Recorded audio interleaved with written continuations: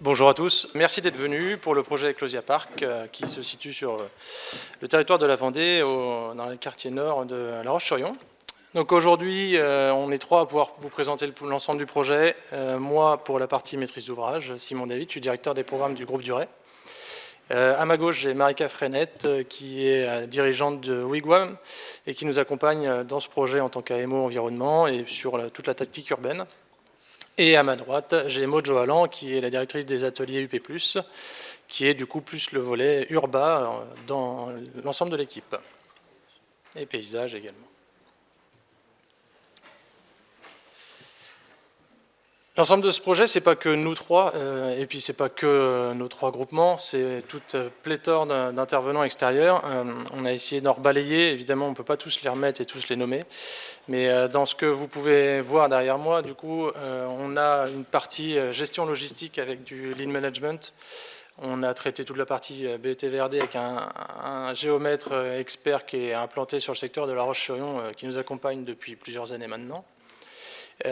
Évidemment, Socotec nous accompagne sur le côté contrat cadre pour la partie contrôle technique, mais pas que, on en reparlera plus tard. Il nous accompagne sur d'autres secteurs et notamment toute la filière réemploi et des pollutions. Et il y a un groupement d'entreprises parce que sans les entreprises, donc les acteurs finaux, on ne peut pas avancer. Et donc on a fait le choix de les intégrer dès le départ pour qu'ils soient partie prenante dans l'ensemble de notre conception de projet qui se veut un peu différent.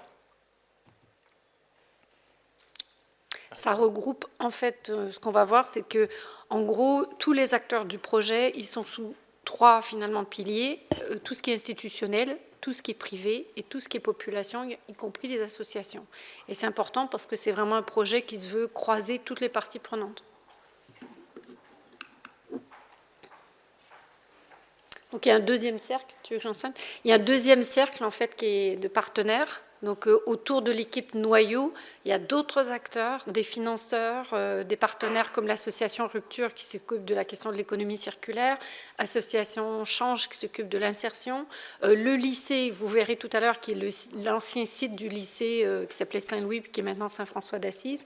Donc, ce qui est important, c'est que finalement, d'avoir en tête tout cet écosystème est important parce qu'on le fait travailler quasiment tout le temps, en même temps. Évidemment, maintenant, se rajoutent les équipes d'architectes, c'est pas fini, en fait, hein, c'est un cercle important, un projet. Sur la partie environnementale, donc rapidement, c'est un groupement dans le groupement. Donc c'est un groupement dont on est mandataire, dans lequel il y a plusieurs composantes. Il y a la composante diagnostic de dépollution des sols qui est fait par Socotec. Il y a la partie phytorémédiation qui est fait par Claude Figueroz, certains le connaissent, l'ancien directeur du Jardin des Plantes. Il y a la partie bureau d'études carbone, économie circulaire, donc c'est une filiale de Wigwam qui s'appelle Studio Carbone. Et on a aussi la plateforme CycleUp qui est récemment rentrée grâce à un appel à projet qui s'occupe en fait du côté plateforme, si vous connaissez, plateforme échange de matériaux et assurabilité en fait des matériaux entre chantiers.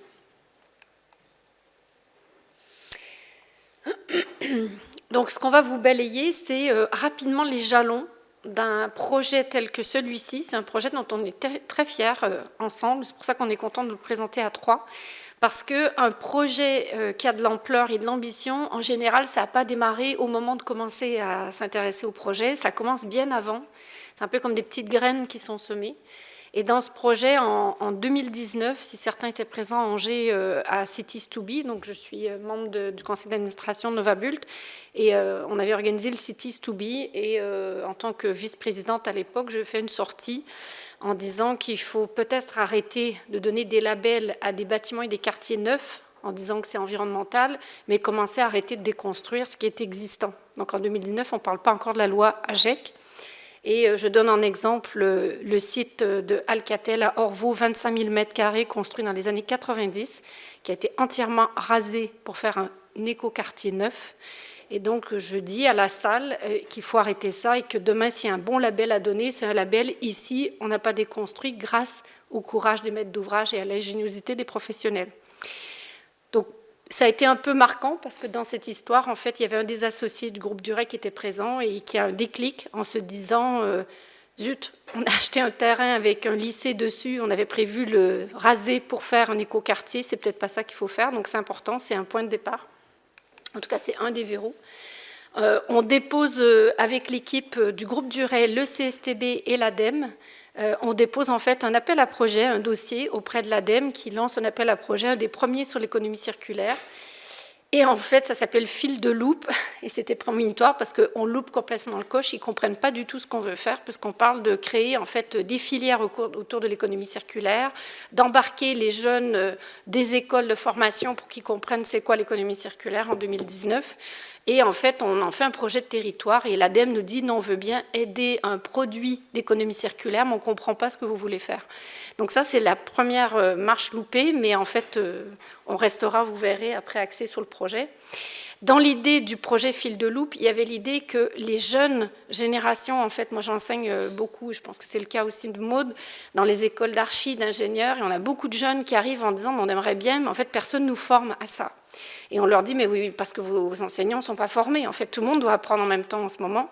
Et donc on leur dit chouette, on va faire un hackathon dans un des locaux qui était prévu sur le site à être déconstruit, avec le partenariat du lycée, et on met 130 jeunes avec leurs enseignants pendant une journée pour réfléchir à qu'est-ce que c'est un quartier 2040 dans lequel la question de l'économie circulaire elle est mise en avant. Donc on est en décembre 2019, c'est un sujet intéressant parce qu'en début de journée, on leur donne un stock de tonnes carbone qu'ils peuvent émettre en concevant leur projet, et en leur disant demain, quand la tonne de carbone sera très chère et ça va venir, vous verrez que vous allez faire attention aux tonnes émises. Et donc c'est une journée, moi j'en garde un grand souvenir, parce que c'est une journée dans laquelle des enseignants acceptent d'être avec des jeunes à apprendre, parce que finalement cette personne sait faire en 2019. Et puis arrive 2020, donc année célèbre. Et l'année 2020, c'est le tournant avec plein de projets qui s'arrêtent, vous en faites partie sûrement, et aussi la question de... Finalement, en gros, le projet, il faut le rattraper. Donc, je pense que peut-être Simon, tu peux en parler, et Simon et Maud, c'est qu'il faut accélérer, en fait. Peut-être juste la slide avant. Vas-y, donc peut-être...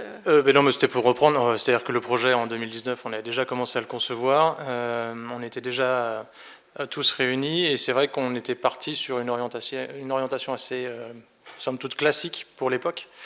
Et ça nous a permis, du coup, avec Marika et puis avec Maud, de se remettre un peu en question. On a fait une pause, et 2020 a été plutôt bénéfique pour ça. C'est bizarre de dire ça dans la même phrase, mais il y a bien eu des moments intéressants dans cette année. Et ça nous a permis de clairement remettre le projet en question et de le réinterroger sur toute sa ligne. Et c'est un peu ce qui sera en fait la continuité de ce projet. On en reparlera plus tard, mais c'est un projet qui est voué à être réinterrogé constamment. Et ce qui est important, c'est qu'une des choses qui a pu convaincre l'équipe qu'il fallait reposer les bases du projet, à savoir peut-être pas tout démolir, c'était le fait de faire une simulation en fait, des émissions carbone liées à plusieurs scénarios. Scénarios comme d'habitude, scénarios on démolit tout, on en démolit une partie, on garde un peu, on travaille sur les comportements. Et l'idée était de dire, dans ces 4 scénarios, lequel, vous, maître d'ouvrage, voulez-vous choisir ? Et c'est intéressant comme question parce qu'elle appelle 3 points de suspension. Tout le monde est d'accord pour dire on choisit le 2040, mais derrière, ce n'est pas le même travail. Mais c'est quand même ça qui a été choisi de manière ambitieuse. Donc 3 appels à projets ont été déposés et cette fois, Yahoo, on n'a pas loupé le coche, on a eu les 3. Donc on était quand même très fiers parce que c'est grâce au fait qu'on a fait ce travail avec la région et l'État, donc fonds friche, donc ça c'était lié à France Relance, qui prend en compte en fait une partie des surinvestissements qui sont liés au fait de travailler sur une friche. La question de l'appel à projet sur l'économie circulaire est cette fois-ci compris comme étant écosystémique. Et puis l'appel à projet sur la biodiversité, dans l'idée que le secteur, y compris le quartier élargi, a une biodiversité finalement assez pauvre et que grâce au travail d'accompagnement, l'idée c'est d'augmenter, de régénérer cette biodiversité. La question importante en 2021, on est toujours dans les jalons. Lorsqu'on reprend le projet est avancé et la question est de se dire tiens, il faudrait peut-être faire de la concertation. Il y a eu 2020, 2021, les gens sont chez eux, on ne peut pas les amener. Sauf que d'aller chercher en fait les habitants riverains, alors que le projet est dessiné, c'est compliqué. Normalement, il ne faut pas faire ça. Donc moi, je leur dis, avant d'aller faire de la concertation, on va aller comprendre qui sont les riverains de ce quartier qui existe déjà, puisque c'est une pièce de puzzle qui est mise. Et donc, on va aller sur le terrain, on va faire un travail d'investigation, d'entretien, de définition de qui sont les personas, qui sont les typologies en fait, d'habitants qui habitent dans ce quartier, pour mieux comprendre quels seront leurs besoins qu'on devra intégrer, puisqu'on viendra compléter l'écosystème de la communauté qui habite là.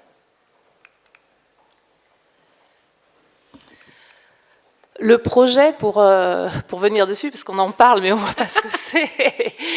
Ouais, rapidement, mais un petit zoom. Donc, c'est une pièce, c'est un site qui fait 6 hectares à peu près, qui est au nord de La Roche, enfin du Pentagone de La Roche, donc très proche du centre-ville, proche de la gare, à l'intérieur de la rocade. Et l'enjeu, finalement, on le voit ici, c'est de pouvoir intégrer ce projet-là dans un quartier déjà existant. Là, un quartier pas évident, parce qu'en fait, on est sur un lycée, et le quartier, c'est uniquement du pavillonnaire. Et donc, nous, tout le challenge, c'est d'arriver à participer à la fabrication de ce quartier d'ensemble et que cette pièce-là ne soit pas un château fort au milieu d'un autre secteur. Donc, Marika en a un peu parlé. C'est un site qui a, comme ça en apparence, un certain nombre de contraintes, parce qu'on le voit là dans le quartier il est quand même pincé entre 2 voies ferrées. Alors, une qui est toujours active à droite, une autre qui, depuis, s'est transformée en voie verte. Et ça, c'est intéressant par rapport à la connexion centre-ville, une rocade, donc un secteur qui est quand même en deuxième ligne par rapport à la desserte et en même temps qui est exposé au bruit, donc comme ça, qui n'est pas forcément le site le plus attractif pour faire de l'habitat. On est sur une logique de faire un quartier d'habitat, même si vous allez voir, l'idée c'est d'y apporter une mixité, que ce quartier finalement il serve plus largement à ce secteur nord et qu'il offre finalement des choses pour le secteur. C'est un site qui est déjà bâti. Comme le disait Marika, effectivement, au premier abord, l'idée c'était peut-être de préserver, de permettre la préservation d'un ou deux bâtiments, mais on n'était pas du tout dans une logique de renouvellement du bâtiment. Par contre, de peut-être valoriser certains atouts et de faire quand même avec le déjà là. Donc travailler avec la topo, et on a une topographie en terrasse et de ne pas la bousculer, valoriser la trame verte qui existe déjà et surtout reconnecter à l'environnement. On est sur un site qui est partiellement perméable, puisqu'une partie de terrain, on le voit là sur les voies vertes, enfin sur les grands espaces verts, on a à peu près 40% d'espace vert. Et un objectif du groupe Duret qui nous a été donné dès le départ, c'est demain de faire un quartier qui soit 50% perméable et 50% imperméable. C'est un site aussi qui peut offrir des vues. Alors on ne le voit pas à première évidence quand on le traverse, mais très vite on s'aperçoit qu'en montant dans les étages, donc demain quand on va construire, on va finalement bénéficier de superbes vues sur le centre-ville, qui finalement n'est pas si loin, et également sur le bocage au nord du site. Voilà un peu pour les bases de contraintes, et donc on a travaillé avec le déjà là, alors que voilà, en parallèle, les réflexions sur le renouvellement, enfin l'économie circulaire n'était pas mise en place, mais en travaillant sur ce déjà-là, on a posé les premiers jalons.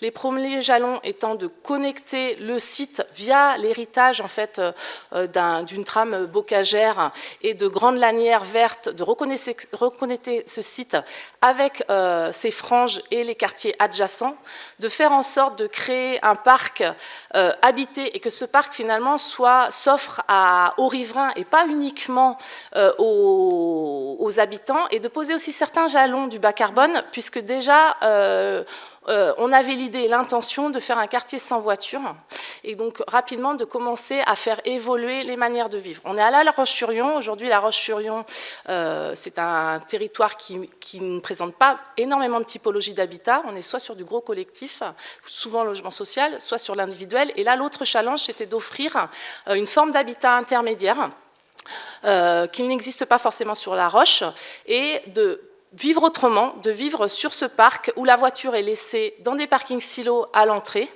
et où peut-être un certain nombre de services sont mis en place pour commencer à faire évoluer les pratiques, et de travailler ensuite avec les architectes sur la forme du logement, la mutualisation peut-être de certains espaces dans les constructions. Sur le stationnement, tu veux en parler peut-être un tout petit peu ? Oui, alors le mode de fonctionnement, il a été assez simple, hein, il est même très courant dans ce qu'on voit maintenant émerger.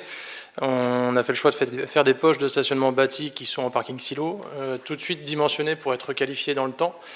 On ne parle pas de démontabilité parce qu'à l'échelle du quartier et vu le côté un peu rural de notre secteur et notre territoire, la voiture ne s'effacera pas totalement.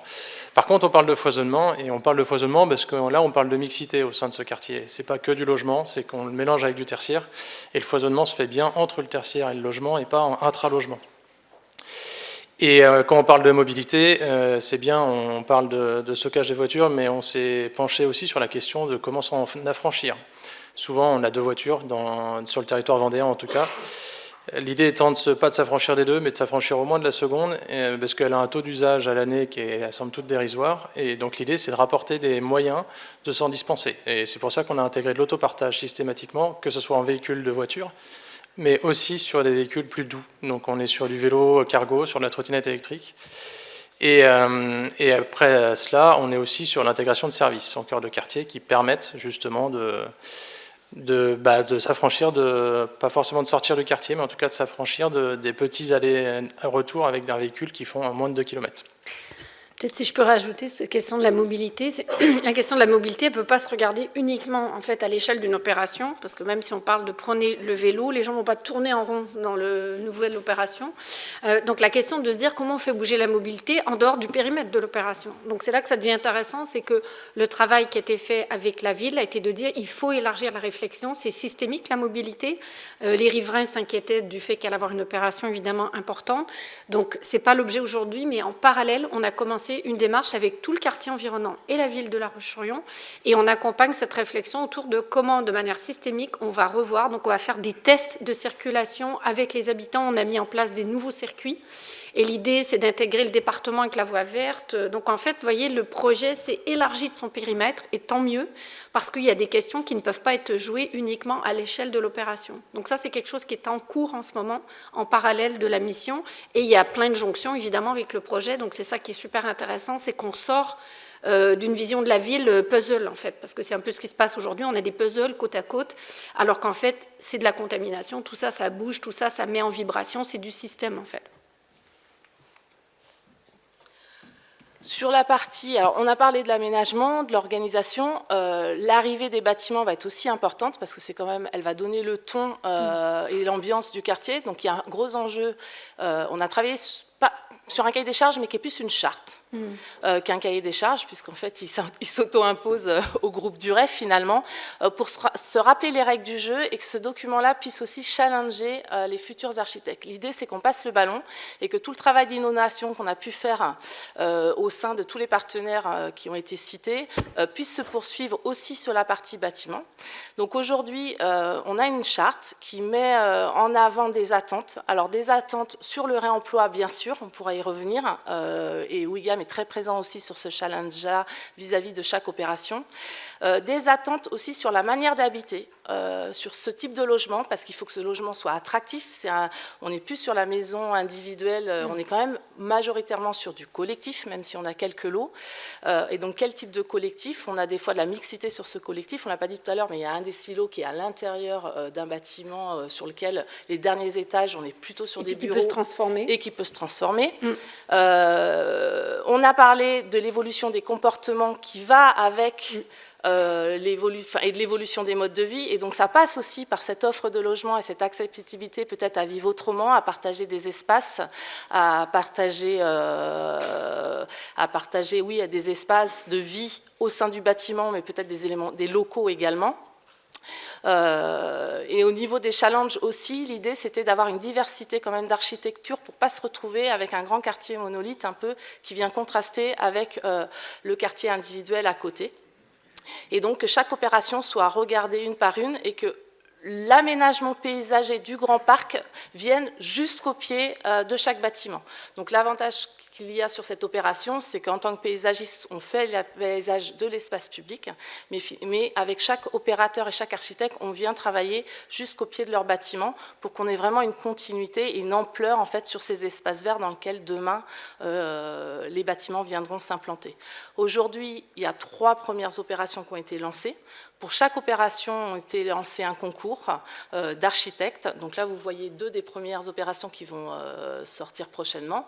Donc à la fois une opération avec PADW Architecte là à droite, et l'autre bâtiment qui est aujourd'hui le plus haut du site, qui est un bâtiment à la fois avec, donc, dessiné par LT Archi, avec le parking silo dans les premiers niveaux et des bureaux sur les derniers étages ouverts à 360 degrés en fait, sur l'ensemble du territoire. Pour rappel, l'intérêt des concours, pour nous, ça a été aussi un moyen de revenir rattacher la ville dans la démarche. C'est une opération purement privée. Le foncier nous appartient, on est aménageur, promoteur derrière. Il n'était pas concevable de transformer une partie de la ville sans les rendre partie prenante. C'est pour ça qu'on les a intégrés dans les membres de jury, et donc l'ensemble, notamment l'adjoint et le maire, ont eu du coup l'opportunité de décider aussi des architectures qu'ils voulaient voir émerger dans ce quartier. Et peut-être juste dire que le fil de l'exigence de l'imperméabilisation qu'on s'est fixé au départ, on essaye de le tenir jusqu'au bout. Et c'est un exercice qui n'est pas si simple que ça pour les architectes, parce qu'on essaye de ne pas y déroger. Et l'objectif, c'est qu'ils arrivent vraiment à travailler la compacité et que les surfaces non occupées par le bâti soient vraiment pleine terre. Et donc ça, c'est aussi un sujet qui est important et que jusqu'à présent, on arrive à respecter. Alors sur la partie changement de pratique, on va regarder un zoom particulièrement sur la partie économie circulaire. Alors, il y a tout un travail qui est fait aussi sur la biodiversité dans le cadre de l'appel à projet. À nouveau, on ne pourra pas tout parler aujourd'hui, mais le but c'est de régénérer aussi tout le quartier, c'est-à-dire que tous les jardinets des particuliers, l'accompagnement, on va aussi faire en sorte qu'on fasse une réflexion globale de tout ça, un peu comme la mobilité tout à l'heure, il ne faut pas s'arrêter au périmètre de l'opération. Donc l'appel à projet prend en compte le fait qu'on veut transformer en fait tout le quartier en même temps, tout doit être régénéré en même temps. Sur la partie économie circulaire, l'idée était simple, était de dire idéalement on n'aurait rien déconstruire. Il était trop tard parce que ça demande de revoir complètement le projet. Vous voyez bien que ce n'était pas des bâtiments, ce n'est pas une friche du 19e. Donc c'est une vraie réflexion poussée. Donc le compromis qui a été fait de garder une partie des bâtiments et pas le reste a été de dire tout ce qu'on déconstruit, on va le faire pièce par pièce, de manière expérimentale, réutilisable sur place, réemployable dans les bâtiments neufs. Et ce qui ne pourra pas être réutilisé passera par la plateforme CycleUp. Et par contre, on ramènera de d'autres chantiers, grâce à la plateforme CycleUp, dans les projets neufs, des éléments, en fait, des composants qui sont de réemploi, réutilisation. Donc, vous voyez, c'est quand même assez innovant, c'est que c'est une opération hybride. Dans ce qu'on demande aux architectes, c'est de tendre vers le 50%, 50% soit de réutilisation, de réemploi ou de matériaux issus du recyclage. Donc, au départ, les architectes nous ont dit, c'est pas possible. On a dit, mais essayez. Et ce qui va être intéressant dans l'apprentissage, c'est à quelles conditions certaines choses ne sont pas possibles. Comme ça, on apprendra aussi de ça. Donc l'idée, c'est d'être ambitieux pour se dire que demain, tout bâtiment existant est une banque de matériaux. C'est un projet européen qui s'appelle Bank of Materials, qui comprend en fait tous les matériaux qui sont fabriqués sont exempts de carbone, donc valent beaucoup sur la question de ne pas émettre de carbone. Et donc, dans cette démarche, on travaille l'économie circulaire de la biodiversité, ce n'est pas que les matériaux. On travaille aussi la question de la démontabilité en fin de vie, parce que si on s'inscrit dans ce circuit-là, alors on facilite le travail des prochains qui auront à déconstruire. En fait, on se met dans une boucle circulaire, et donc ça veut dire design for disassembly, réfléchir à la jonction en fait des composants.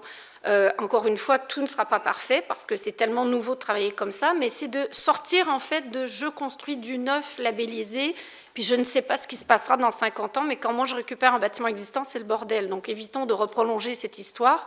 Donc le design for disassembly, c'est de faire en sorte que j'ai déjà réfléchi, comme beaucoup d'industries aujourd'hui, à ce que mon produit bâtiment se défasse facilement, que des pièces puissent être changées. Donc, vous voyez, on assemble vraiment une nouvelle manière de faire. Donc, ça nous demande à nous, Wigwam, d'accompagner les architectes. Au début, il y avait de la frilosité et maintenant, il y a sur certains matériaux de décomposition, parce qu'ils sont allés plusieurs fois sur le chantier, il y a des options en double, en triple qui sont mises sur certains composants qu'on n'avait pas imaginé comme intéressants. Donc, c'est intéressant. Je pense que ça va amener une nouvelle dynamique. Et dans la démarche avant de réfléchir à déconstruire les nouveaux bâtiments qu'on réalise, je parle en logement pour le coup, on s'est surtout concentré sur la déconstruction. Et ça a été un bon apprentissage pour nous en tant que maître d'ouvrage, mais aussi pour les entreprises qui nous accompagnent. On a pas mal d'entreprises partenaires sur le secteur qui étaient plus sensibilisées à la démolition qu'à la déconstruction. Du coup, l'acte de faire n'est plus du tout le même, le savoir-faire non plus. Et donc ça a été une montée en compétences, en même temps pour nous et pour eux. Et ça a aussi redonné du sens au métier. Mine de rien, ça a été, c'est une problématique qu'on a tout le temps sur nos opérations. On a du mal à trouver les entreprises parce qu'elles ont du mal à trouver des employés et elles ont du mal à valoriser le monde du bâtiment. Et je pense que la déconstruction, en redonnant du sens, parce que les matériaux déconstruits sont entreposés, peuvent être soit repartis en filière de recyclage, soit réemployés directement in situ ou ex situ. Ça redonne un peu de valeur au métier et ça redonne un peu ses lettres de noblesse. Alors c'est que le début, c'est la phase de déconstruction. On a testé sur une base vie centrale le réemploi des matériaux. C'est la salle de sport existante du coup qu'on a conservée. L'avantage d'être mono-opérateur, c'est qu'on peut mutualiser ces équipements de base vie et améliorer leurs conditions de travail, notamment pour les temps de pause pour les ouvriers. Donc du coup, on a requalifié toute cette salle de sport et qu'avec des matériaux issus de la déconstruction du site et des bâtiments du coup avoisinants. Et ça a eu un sens direct. Ça a aussi généré quelques contraintes parce que comme c'est pas un réflexe pavlovien chez nos entreprises, on s'est retrouvé à avoir des matériaux neufs alors qu'on avait pourtant mis à côté la palette de matériaux déconstruits. Donc il a fallu un peu faire une preuve de pédagogie. Mais du coup, ça y est, ça commence à rentrer dans les habitudes. Maintenant, on s'attaque à une autre frange, c'est plutôt la partie conception. Et comment réintégrer des matériaux dans la conception. Et on a voulu aussi, là c'est le petit clin d'œil sur l'arbre à droite, en fait on a un artiste sur La Roche-sur-Yon qui est Julien Vrignot, pour ne pas le citer, et c'est un artiste métallier, et l'avantage c'est que du coup il va venir créer plusieurs œuvres d'art à base de structures de charpentes déconstruites sur les anciens bâtiments industriels. C'était aussi pour se dire que les matériaux de déconstruction, c'est propice pour le recyclage, c'est propice pour le réemploi directement dans son sens premier, mais on peut le détourner et aussi ramener de l'art dans la conception des quartiers. Et peut-être juste pour reboucler sur la question de comment on accompagne tous ces changements de pratique, on animait en fait des ateliers avec les professionnels, bureaux de contrôle, assurance, les entreprises qui déconstruisent, et le but a été de dire, là, autour de la table, il n'y a personne qui sait faire, vraiment bien. Il ne s'agit plus de dire, il faut le faire. Et donc, on a fait plusieurs ateliers pour voir où est-ce que ça bloquait, pour travailler ensemble, le bureau de contrôle, travaillant avec nous en disant ça, mais par contre, je pourrais peut-être m'arranger, ça serait possible de regarder. Et c'est ça qui était intéressant, c'est de dire que, sachant qu'il n'y a personne qui sait vraiment le faire, il faut se mettre autour de la table pour essayer d'imaginer comment on le fait. Et donc, c'est vraiment une opération dans laquelle il y a beaucoup de fierté à tous les échelons. C'est un projet où il y avait, je pense, un peu de réticence au début, et aujourd'hui, il y a Maxime qui est dans la salle, qui travaille pour le groupe Duret, je ne le vois plus, mais je ne sais pas combien de fois il a fait des visites, donc bientôt il va y avoir les ingénieurs territoriaux qui vont passer, il y a plein d'associations qui nous demandent de visiter, on aimerait ça refaire un hackathon avec les étudiants et avec les enseignants, et donc c'est intéressant parce que c'était ça l'objectif, de faire bouger tout l'écosystème en fait, c'est de faire en sorte que ça ne soit pas une opération démonstrateur et après il ne se passe plus rien, on a vraiment envie de faire bouger le territoire autour de ça. Et tu parlais tout à l'heure de régénération, je pense que c'est la régénération aussi des filières. C'est-à-dire qu'on ne l'a pas évoqué, mais c'est vrai qu'aujourd'hui on voit naître des nouvelles filières qui s'inspire, notamment grâce à l'association Rupture, qui est une association d'entrepreneurs, en fait, vendéens et de Loire-Atlantique, qui, en fait, s'interroge aujourd'hui pour que cette économie circulaire le soit vraiment. C'est-à-dire que les matériaux puissent ne pas partir à plus de 20 km, et s'il faut créer des filières supplémentaires pour pouvoir les réemployer, les réutiliser, les transformer surtout. Et donc, normalement, dans l'appel à projet économie circulaire, là, ce n'est pas encore fait, il y aura un appel à manifestation d'intérêt pour des industriels qui voudraient, en fait, changer leur production. Donc, pas juste pour des start-up, c'est aussi des industriels du terroir qui savent en fait mener une entreprise et qui auraient envie de s'inscrire dans ce mouvement. Le grand intérêt d'avoir un opérateur unique, le groupe Duret sur 6 hectares, c'est que c'est plus îlot par îlot qu'on veut changer le monde. Et c'est un des problèmes des AC aujourd'hui, c'est qu'on veut changer le monde à l'échelle d'un îlot. Et c'est pas un marché suffisant en fait pour une industrielle. Si demain on dit à un industriel dans ce projet, toutes les portes seront faites avec des panneaux, par exemple, issus du plastique recyclé qui est récupéré en Vendée, vous avez X centaines de panneaux à faire, ça lance une entreprise. Si vous demandez à chaque opérateur sur chaque îlot de changer le monde pour 40 logements, ça ne marche pas en fait. Le modèle économique ne peut pas marcher. Et donc ce qu'on a envie, et ça c'est une chance vraiment unique, le maître d'ouvrage est embarqué et l'échelle est la bonne pour pouvoir entraîner en fait avec tous les acteurs du territoire. Et en même temps, on reste sur une échelle humaine, opération par opération, parce que l'erreur serait d'avoir un seul architecte sur l'ensemble. Là, on ferait le château fort au milieu du quartier individuel. Le fait qu'on ait des architectes et donc des concepteurs différents pour chaque petit collectif, en fait qu'on garde une échelle humaine au niveau du résultat, quoi. Peut-être deux mots, il y a une inauguration qui a eu lieu. Oui, bah, c'était au mois de décembre, c'était pour concrétiser le démarrage. On a dans le bâtiment une habitude, c'est la pose de la première pierre. Le petit clin d'œil, c'était de ramener les élus autour de la dépose du premier pavé, en l'occurrence, parce que l'ensemble de ces pavés constitue une bonne partie de la cour de récré, enfin l'ancienne cour de récré du lycée, et donc ça va être réemployé dans un des 2 premiers bâtiments de logement, qui vont être et de bureaux pour le coup, parce que ça va faire les halls, du coup voilà, c'est une méthode de réemploi de matière. Et ce qui est intéressant, c'est qu'on vous a mis le triangle au début, public, privé, population. Et ce qu'on voit dans ce projet, c'est qu'à l'inauguration, les élus se sont complètement emparés du sujet, alors qu'en fait, c'est 100% privé. Mais c'est sur leur territoire et ça fait bouger le territoire. La preuve, c'est qu'on travaille sur le périmètre élargi. La population aujourd'hui qui est passée de très méfiante, qui continue à travailler avec nous sur le projet, aujourd'hui, certains ont mis une option pour pouvoir déménager, alors qu'en fait, ils habitent dans le quartier. Donc ça, c'est intéressant. Et on l'a dit pour le privé, c'est que ça fait bouger en fait beaucoup de structures privées autour du projet. Donc il y aura à partir du mois de juin une couture qui va se faire, qui est très intéressante, puisqu'il y a un collectif de jeunes designers architectes qui travaillent avec nous, collectif GRU, sur la mission qu'on a avec la ville de La Roche-sur-Yon. Et sur l'entrée, qui est un peu le pivot entre l'opération et le quartier existant, il va y avoir une installation temporaire pendant au moins 1 an, 2 ans, enfin le temps des travaux. Et la fabrication de ces espaces vont être faits avec des matériaux à nouveau de déconstruction. Donc collectif GRU a mis leur option sur certains éléments. Et l'idée, c'est de commencer aussi à faire vivre le quartier. C'est un quartier qui était assez de maisons individuelles, donc chacun un peu chez soi. Et l'idée, c'est de créer la dynamique pour que quand les nouveaux habitants arriveront, en fait, ils rentrent dans quelque chose qui s'est mis en vie avant même qu'ils arrivent, quoi.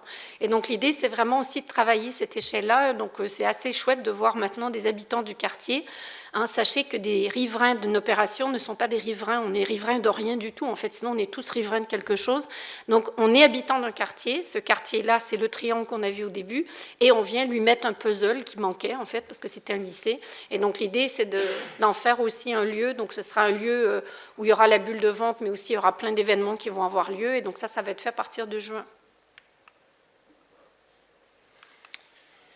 Pour le clin d'œil, pour les Nantais qui sont dans la salle, pour le coup, c'est une statue que vous pouvez retrouver sur la place Bouffet, mais elle est assez symptomatique en fait, du projet. L'idée de faire ce pas de côté, c'est ça, c'est d'être capable d'accepter de se réinterroger constamment, ce qui veut dire aussi de réinterroger nos montages assez complexes et puis très hiérarchisés, notamment dans la partie administrative. Tout ce qui est permis d'aménager vont être réévalués au fur et à mesure. Ça sous-entend que la ville doit être partie prenante aussi et être dans l'acceptation de ces changements de fonctionnement. Continuer d'avancer sur la réemployabilité des matériaux. En fait, on sort d'une réunion d'assurance hier justement là-dessus, c'est que pour l'instant, il y a une cartographie assez sommaire de matériaux facilement réemployables et requalifiables. Et la problématique, surtout, c'est qu'une infime partie des matériaux qu'on déconstruit, et donc il va falloir qu'on pousse tous dans le même sens, assurance, contrôleur technique, enfin requalificateur, et nous aussi, maître d'ouvrage, on a notre rôle à jouer là-dessus, donc il va falloir qu'on avance, mais c'est bien, c'est un beau challenge qui arrive. Fédérer les acteurs, on en parlait tout à l'heure, c'est pas un projet qu'on peut faire tout seul. On peut croire qu'en étant purement privé dans son petit précaré, on peut le faire avancer facilement, c'est pas le cas. Et clairement, si on n'avait pas eu déjà l'équipe qui nous accompagne et puis en fait toute la dynamique autour entre les riverains, les élus et puis même maintenant plein de parties prenantes qui se sont agrégées à cela, je pense qu'on serait un peu essoufflé déjà de base parce que c'est un temps long et puis aussi parce qu'à un moment il y a beaucoup de travail à sortir et on n'aurait pas tout fait tout seul. Liaisonner le quartier, je vous le laisse. C'est derrière. Si tu veux. Ah oui, c'est ça aussi en lien avec ce que j'ai dit tout à l'heure.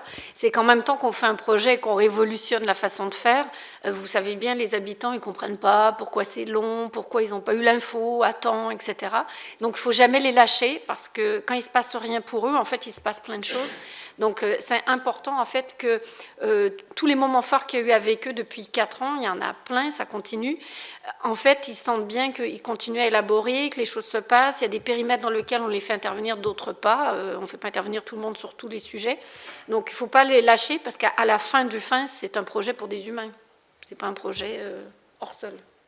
Et surtout, pour conclure, c'est une question de communication. C'est-à-dire que oui, on en a des choses qui ont bien marché, mais on a aussi beaucoup de choses qui n'ont pas fonctionné. Et l'idée, c'est pas que tout le monde perde son temps à refaire les mêmes choses qui ne fonctionnent pas, mais plutôt de transmettre ce qui fonctionne et essayer d'avancer et de faire mieux pour la suite. Et c'est bien la genèse de ce projet-là.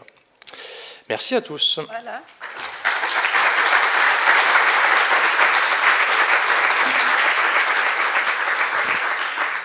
Alors, s'il y a des questions, il y a des micros devant, mais je suis sûre que si vous parlez fort, on peut vous entendre.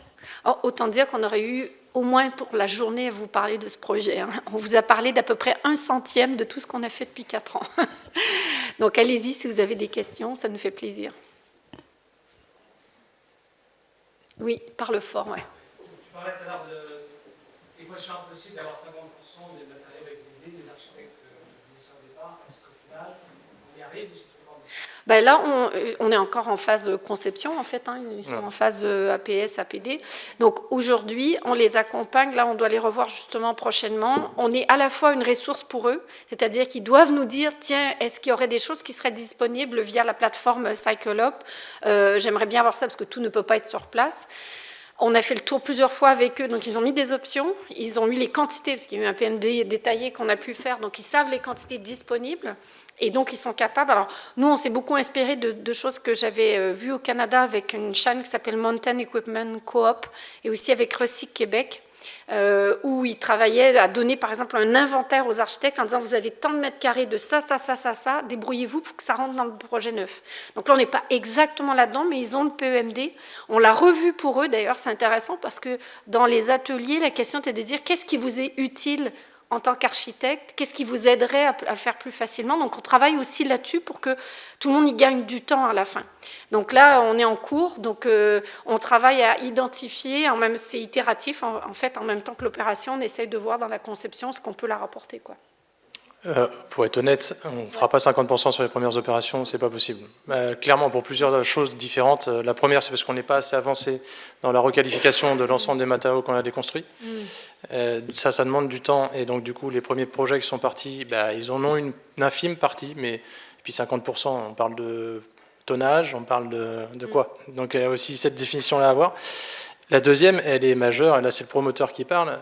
In fine, moi je suis en B2C, je vends à du client. Le client encore n'a pas fait sa transformation, n'est pas encore prêt à avoir des matériaux issus de deuxième vie dans son logement, alors qu'il l'achète neuf, et ça s'entend. C'est une hypothèse. Ça se prépare. C'est une hypothèse. Pour l'instant, on y va plutôt par étapes, sur des parties communes ou tout ce qui est caché. On essaye de voir si on ne peut pas faire un appartement modèle, pour voir comment les gens réagiraient en fait, au fait de se dire si c'est bien designé, est-ce que vous trouvez que ça a du charme? Je pense que oui. Et donc c'est aussi ça, vous voyez, c'est intéressant comme question. Alors dans le 50%, il n'y a pas que la réutilisation, réemploi. Donc réutilisation, c'est dans la même fonction, réemploi, c'est dans une fonction différente. Il y a aussi des matériaux neufs issus du recyclage. Une moquette dans laquelle 100% est fait en filet de pêche. Il y a les pavés vous connaissez, de coquilles d'huîtres. Tout ça, c'est des matériaux neufs faits de déchets. Donc, ça rentre aussi dans le 50%. Donc, ça veut dire que pour certains composants, ils pourront aller chercher dans des fabricants qui maintenant ont développé des produits avec des avis techniques, des ATEX. Ça y est, ça se développe bien. Donc, c'est marrant parce qu'en même temps, le marché est en train de bouger. Et on a aussi envie de donner une vitrine de visibilité à ces industriels qui se bougent maintenant pour faire 100% de matériaux recyclés en neuf. Mais ils sont dedans, en fait. Ouais. En fait, le fait d'avoir plutôt contractualisé avec un seul et mono-opérateur, c'était justement pour avoir cette ouverture d'esprit et de se faciliter. On les a eus dès le départ dans la conception urbaine. Et donc, ça fait déjà 2 ans et demi. On n'en a pas parlé au hackathon de 2019, mais ils étaient déjà présents. Il n'y avait pas que le CSTB et l'ADEME avec nous, le Socotec, pour le coup, pour ne pas les nommer. Ils sont vraiment partie prenante, quoi. Ils cherchent des solutions, donc c'est vraiment bien. Je pense que la balle est vraiment dans le camp des industriels. Ce que tu disais, Marie-Claire, il faut que les industriels se mobilisent et qu'il y ait peut-être une volonté politique de pousser à fabriquer des choses à partir de matériaux. Tout est en train de bouger. Regardez que la RE 2020 pour le neuf, là on ne parle pas de l'existant, mais dès que vous faites des calculs carbone, vous voyez très bien, un bâtiment existant, rénové, isolé, c'est 50% de moins qu'un bâtiment neuf, sexy, labellé, tout ce que vous voulez. Donc la question est de se dire que maintenant avec la RE 2020, je rappelle qu'on est le premier pays européen à y aller, mais tous les autres pays y vont dans un an, c'est clairement, ça fait bouger les industriels sur des matériaux, on le sait, biosourcés, mais clairement, ça va faire bouger sur la question de l'économie circulaire. Donc, en fait, c'est une approche dans laquelle il va y avoir du biosourcé, de l'économie circulaire, de l'hybridation entre les deux, biosourcé et matériaux issus du... Si vous avez du plastique qui n'émet pas de COV, que vous le mélangez avec du biosourcé, ça fait en fait un platelage de terrasse qui est increvable. Donc en fait, c'est vers là qu'il faut aller. En fait, il ne faut pas se penser qu'il n'y aura qu'une mono. Et oui, clairement, les industriels vont bouger, mais ils bougent parce qu'ils voient que le marché, donc c'est tout le monde en fait. C'est parce que l'architecte le prescrit, parce que le maître d'ouvrage prend un risque, parce que l'opération est assez grande. Je le redis, des opérations, on veut changer le monde à 40 logements, ça ne marche pas économiquement. Et donc ça, c'est vraiment un questionnement sur le montage des actes où on pense changer le monde, puis chacun se débrouille pour que dans le concours, ça fasse waouh, et waouh, sur 40 logements, on change le monde. Ben non, en fait, non, ça fait juste waouh, quoi, ça fait pchit, parce que c'est pas comme ça, en fait, qu'on change un écosystème économique. C'est presque naïf de penser qu'on va dire à un industriel, tiens, invente-moi le produit de demain, je te promets que j'en mets sur 30 logements. Je sais pas, enfin, tous ceux qui ont des entreprises privées ici savent bien que ça ne tient pas la route. Donc il y a aussi ça en fait, c'est créer les conditions pour que ces industriels trouvent des marchés qui sont intéressants, que ça vaille la peine qu'ils investissent pour innover, etc. quoi. Et si ça peut vous rassurer, les industriels bougent. Je prends Calagne, qui est un exemple simple, qui n'est pas être Vendée aux Vendéens, mais en l'occurrence, ils sont à côté de chez nous, et ils récupèrent 250 menuiseries qui sont du site, extraites pour l'aluminium, part en fonderie, et le remettent après dans leur circuit neuf, et ils construisent leur nouvelle fonderie à Saint-Hermine, du coup, donc elle va être de proximité. Elle ne sera plus en Belgique comme auparavant, mais elle est revenue. Donc ils ont bien compris qu'il fallait qu'ils jouent aussi leurs cartes. Ouais, je pense que ça va être la dernière, parce qu'après on va dérégler. Virer. Oui, allez-y, oui. Vous disiez qu'il faut une certaine souplesse au niveau de l'administratif, c'est-à-dire que vous comptez déjà déposer plusieurs permis d'aménager successifs pour vous adapter à la fois aux projets qui vont se faire. Alors là, concrètement, on en a déjà déposé 4. On en a fait un central qui nous permettait de faire une structurante, parce que c'était plutôt le côté très pratico-pratique pour faire toute la partie viabilisation, et 2 qui étaient plutôt en couture avec les riverains. Ceux-là, on les avait volontairement décalés parce qu'on voulait les échanger avec eux et co-construire avec eux. Ce qui fait du coup une parcelle globale en 3 PA. Et on a déjà fait un modificatif sur le premier. Et oui. Mais sur la base d'un plan guide global et d'une approche environnementale globale. On n'a pas tronçonné, on n'est pas dans le saucissonnage. Mais administrativement, on a plusieurs permis d'aménager. Donc à chaque fois, ils peuvent être attaqués. Alors potentiellement, ils pourraient, ouais. Mais du coup, ça permet que... Oui, c'est le risque, en effet. Oui. Mais le fait qu'on travaille avec... en fait, on est allé voir chaque riverain du premier rideau, c'est-à-dire ceux pour qui la vie va changer. Donc, ne mettez pas dans une salle tout le monde, c'est ridicule. Ceux qui sont concernés, c'est pas qu'ils sont en opposition. C'est vous, demain matin, si on vous construit un immeuble de 4 logements, oui, vous allez probablement avoir un petit peu peur.